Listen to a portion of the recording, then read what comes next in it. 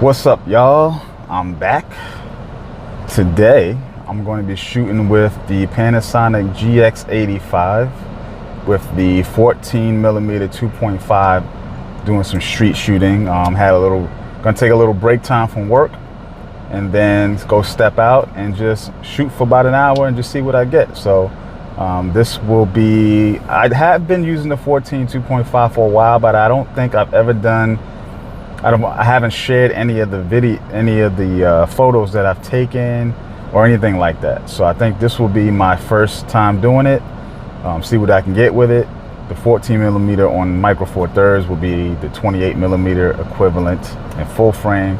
So nice and wide shots, but useful for everyday shooting. And I think I'm gonna get some good stuff with it. So looking forward to doing that, and I'll share it and then we'll talk about it after the fact.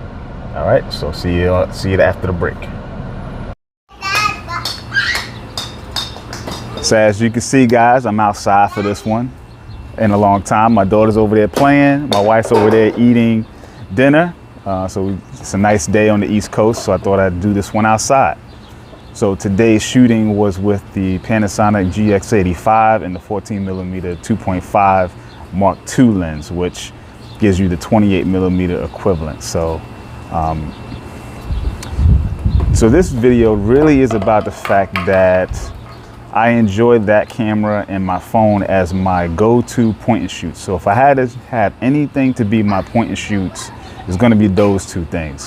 It's going to be my Samsung Note 10, which I'm shooting on right now, along with the ProShot app, which gives me the most manual control like a camera.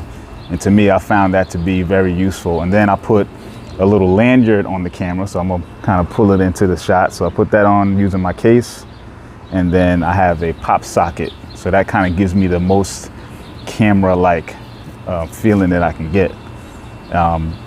What I like about the phone as a camera, because everyone's used to seeing a phone in your hand. So in terms of doing street shooting and travel shooting, no one's gonna look at you strange. In this day and age, cameras are getting more scarce in terms of the everyday person using them, so that if you have one, you stand out. No matter how big or small the camera is, you stand out as someone with a camera in their hand versus a phone, which we all have.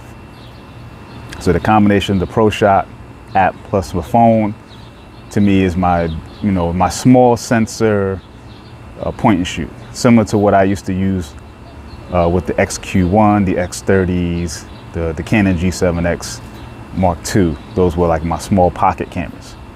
But I think the phone really just does a better job of being kind of a jack of all trades, master of none, but good enough for the purpose of documenting and family and things like that. Now the GX85 with the 14mm, now there's a whole craze going on with the Fuji X100V, how that's kind of exploded, and every other kind of Fuji fixed lens, in that series kind of blowing up. But I think what's overlooked to me is that pancake lens on a small body.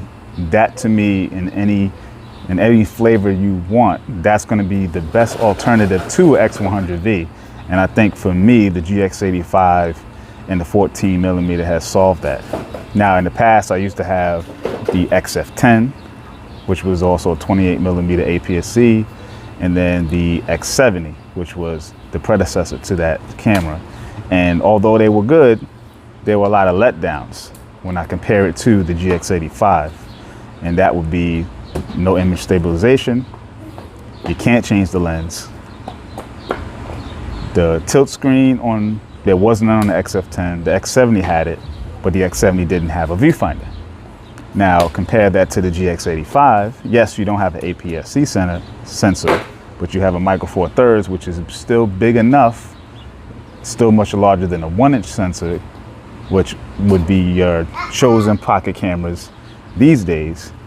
And you got a tilt screen, you got a viewfinder, image stabilization, and a micro four thirds sensor. So to me, it's the sweet spot. and you can change the lens, right? So to me, it's the sweet spot. It's still small enough that it's not big, especially when you put the 14mm lens on it. So to me, that is the best alternative to an X100V. Now, some would say, oh no, it's not an alternative. It's APS-C, it's micro four thirds, whatever. Listen, in terms of usability and real world use, you're not gonna notice the difference. You know, for the average person, you know, if you're shooting outside, bright daylight, you're using a deep depth of field, you're not gonna notice the difference. And if you put them side by side, no one's gonna tell, oh, you shot this with a micro four thirds versus an APS-C Fuji camera. So no one's gonna know. So it's all about being able to use the camera, and that's the most important part. So with the 14mm, I like to pair it with the 45. So that gives me a 28 and a 90. So the 28 is your general purpose street shooting, you know, does everything for you. You can frame anything you like. And then you got the 45 with the 90mm equivalent that can do your short telephoto and portrait, and does a good job as a street photography lens because you don't have to be as close to your subject, so you can kind of be a fly on a wall in some ways. But I always find that to be, you know, something you use here and there, maybe 10% of the time, you know. But if you're with your subjects, like if you know, like as I am, I'm always with my family, so they are the subjects most of the time of the photos.